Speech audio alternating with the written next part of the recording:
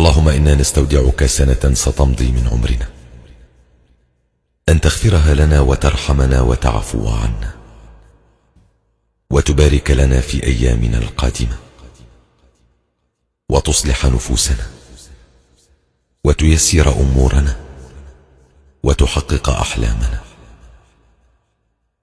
رب اكتب لنا في السنة القادمة فرحة تغير بها مجرى حياتنا للأفضل، لديننا ودنيانا، وأن تحفظ أولادنا وعائلاتنا وأصدقاءنا وأحباءنا، وتمتعنا بالصحة والعافية، وترزقنا الرضا والقناعة، وتشفينا وتعافينا، وتغفر لنا وترحمنا، وأنت أرحم الراحمين.